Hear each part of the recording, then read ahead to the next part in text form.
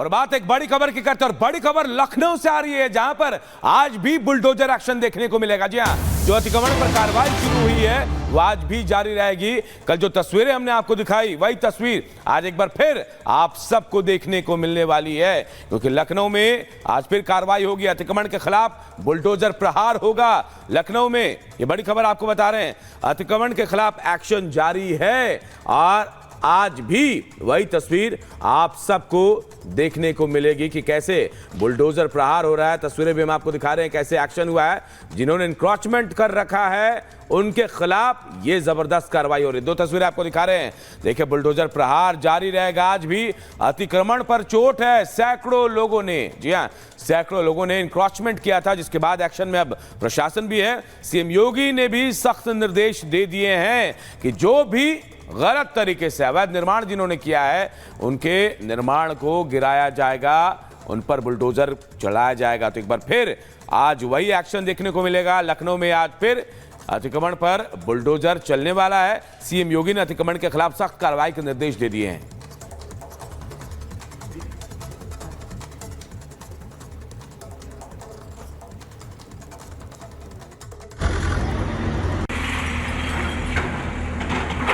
लखनऊ के अकबर नगर में अतिक्रमण हटाने का काम जारी है। सुप्रीम कोर्ट के आदेश के बाद एलडीए एक्टिव है और बुलडोजर गरज रहे हैं। लखनऊ में कुकरेल नदी किनारे बसे अवैध मकानों को तोड़ने का काम जारी है। यहां पर लखनऊ विकास प्राधिकरण कुकरेल रिवर फ्रंट विकसित करेगा और इस कारण यहां बने अवैध मकानों और दुकानों को तोड़ने की प्रक्रिया जारी है। अकबर नगर क्षेत्र में कुल तकरीबन 1100 पक्के मकान तोड़े जा रहे हैं। वहीं झुग्गी झोपड़ियों को मिलाकर ये संख्या 1500 की हो गई है।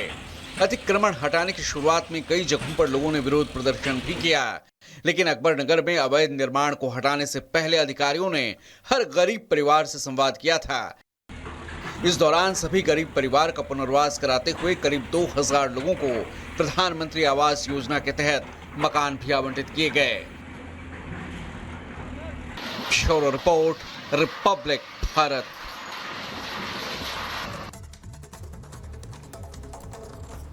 और देखिए, लोकसभा चुनाव जो है वो खत्म होकर अब मंथन का दौर जारी है। ये कहा जा रहा है कि मोहन भागवत गोरखपुर में है और संभावना यही कि योगी आदित्यनाथ से मुलाकात होगी और लोकसभा चुनाव में जो परिणाम है उस पर मंथन होगा। रिपोर्ट आप सबको दिखाते हैं।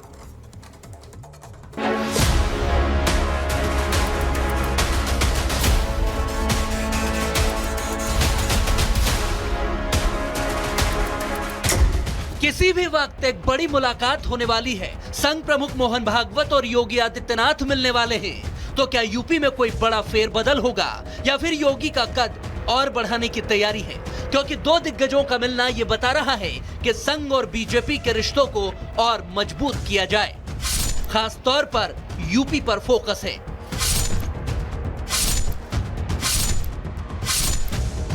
चुनाव नतीजों के बाद से ही योगी एक्शन मोड में हैं, तो अखिलेश यूपी छोड़कर दिल्ली जा रहे हैं। उन्होंने करहल सीट छोड़कर केंद्र की राजनीति को चुना है।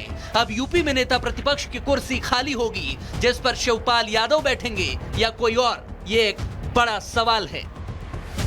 राहुल भी वायनाड छोड़कर रायबरेली से ही सांसद रह सकते हैं, यानी सपा और कांग्रेस का फोकस दिल्ली वाया यूपी है। तो योगी भी कहां हार मानने वाले हैं। संघ के साथ मिलकर आगे की रणनीति बनाएंगे।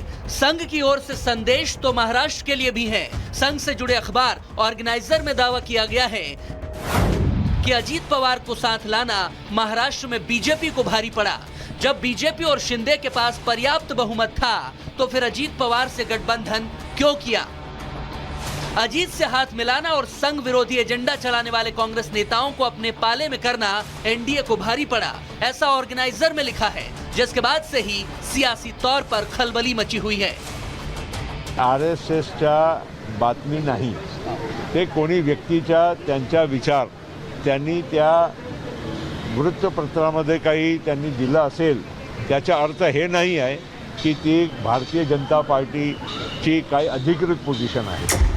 अजीत के खिलाफ मोर्चा खोलना हो, सिर्फ राज्य मंत्री का पद ऑफर करना, जिसे अजीत गुट ठुकरा चुका है। ऐसा ही शिंदे खेमे ने भी बीजेपी पर सौतेला व्यवहार करने का आरोप लगाया। तो महायुति की हार के पीछे एकनाथ शिंदे ने 400 पार के नारे को मिसफायर होना बताया। लेकिन 400 पार वाला आंकड़ा जो है उसके वजह से लोगों के दिमाग में एकदम ऐसी बात हो गई कि ये सब आगे जाके कुछ गड़बड़ होगी। उन्होंने जो ऑफर की थी इंडिपेंडेंट चार्ज की, वो हमने नकार, इसीलिए हमने बताया कि हम रुकने के लिए कुछ दिन के लिए तैयार है, लेकिन हमें कैबिनेट मिनिस्टरशिप चाहिए। क्या बीजेपी का अजीत से दूरी बनाने और उद्धव को पास लाने का प्लान तो नहीं है, क्योंकि अजीत की पत्नी सुनेत्रा ने राज्यसभा के लिए नामांकन किया। उस वक्त बीजेपी और शिंदे गुट का कोई नेता वहां मौजूद नहीं था। उद्धव ठाकरे भी कांग्रेस को ठेंगा दिखाकर अकेले ही एमएलसी के 4 उम्मीदवार उतार चुके हैं, जिससे कांग्रेस भड़की हुई है। हम चाहते थे वही, कांग्रेस पार्टी वही चाहती थी कि हम लोग इकट्ठा बैठकर ही ये निर्णय हो। विधानसभा चुनाव भी दूर है, फिर भी महाविकास आघाड़ी में कितने मतभेद थे, है और आगे आपको दिखेंगे, ये आने वाला समय बताएगा। सभा में चित्र बिल्कुल अलग रहेगा। अब थोड़ी बहुत कहीं मतलब सफलता मिल गई, उसका मतलब ये नहीं है कि एकदम आप पेड़ पे चढ़ जाओ और सोचो कि बस अब हमने दुनिया जीत ली। इस खेल की पटकथा क्या पहले ही लिखी जा चुकी है, क्योंकि विधायक रवि राणा पहले ही उद्धव ठाकरे के मोदी के साथ जाने की भविष्यवाणी कर चुके हैं। तो क्या अजीत से दूरी बनाकर बीजेपी उद्धव ठाकरे के लिए रास्ते खोल रही है? और जल्द ही आपको विधानसभा चुनाव से पहले क्या महाराष्ट्र में कोई बड़ा सियासी फेरबदल देखने को मिलेगा? Bureau report, Republic Bharat.